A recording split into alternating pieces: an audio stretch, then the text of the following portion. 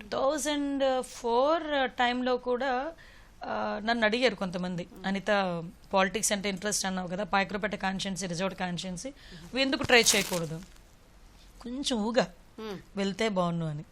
కాకపోతే అప్పుడు బాబు చంటిపిల్లడు, 2003 బాగున్నవాడు. Dare step వేయలేకపోయా, నాన్నగారు చెప్పడానికి ఇంట్లో వాళ్ళకి చెప్పడానికి కూడా డేర్ స్టెప్ వేయలేకపోయా. దెన్ ఓకే వదిలేసా. 2009 నేను విల్ పవర్ నమ్ముతానమ్మా, డెఫినెట్గా నమ్ముతాను, నేను విల్ పవర్ని నమ్ముతాను.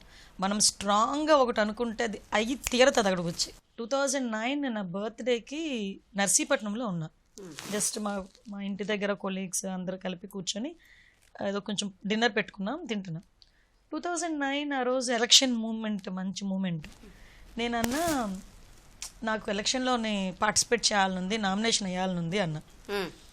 అంటే అందరు నవ్వారు, లిటరల్లీ చెప్తున్నా, అందరూ నవ్వారు. ఇప్పటికీ ఆ నవ్వు నాకు గుర్తొస్తుంటుంది.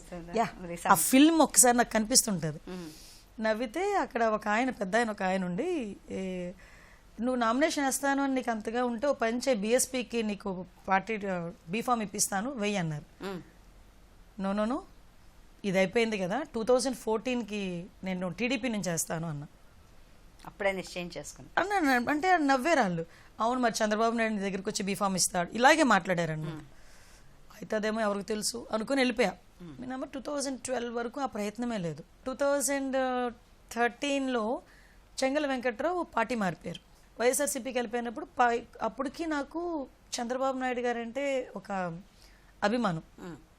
ఎందుకంటే మా నాన్నగారు చెప్పేవారు, నాకు పాలిటిక్స్ గురించి తెలియకపోయినా ఎన్టీ రామారావు గారి గురించి మాట్లాడేటప్పుడు కానీ, చంద్రబాబు నాయుడు గారి గురించి చెప్పేటప్పుడు కానీ పర్టికులర్గా డాడీ చాలా ఎక్కువగా చెప్పేవారు అనమాట. మా నాన్నగారు ఒకే ఒకసారి కొట్టారు నన్ను, ఒకే ఒక్కసారి కొట్టారు. ఇంటర్మీడియట్లో ట్యూషన్ నుంచి వస్తున్నాను, ఎన్టీ రామారావు గారు చనిపోయారు. నాకు ఎన్టీ రామారావు నాకంతగా, ఇంటర్మీడియట్ చదువుతున్నాను నేను, ఆయన అంటే నాన్నగారికి బాగా తెలుసు, నాకు చాలా తక్కువ. ఇంటర్మీడియట్ ఏజ్ అంటే 10th క్లాస్, జస్ట్ ఇంటర్మీడియట్కి వెళ్ళి నేను ఇలా బుక్ ఇలా ఇసురుకుంటూ మేడం మీదకి వెళ్తూ, నాన్న ఎన్టీ రామారావు చచ్చిపోయాడు అంటా అన్నాను. లేచి ఫాట్టమని కొట్టాను నన్ను. ఒక్క నిమిషం నాకు షాక్. 2 రోజులు మా నాన్నగారితో మాట్లాడలేను నేను. ఫస్ట్ టైం నాకు పుట్టెరిగి నా ఒంటి మీద చేయలేదు ఆయన. అన్ని ఎందుకు కొట్టారు ఏంటంటే అప్పుడు కూర్చోబెట్టి విషయం అయితే చెప్పారు. ఆయన గురించి నీకేం తెలుసు, అడ్డు అన్న పదం ఉపయోగించావు. అసలు ఆయన అప్పటికి చాలా బాధలో ఉన్నారు ఆయన.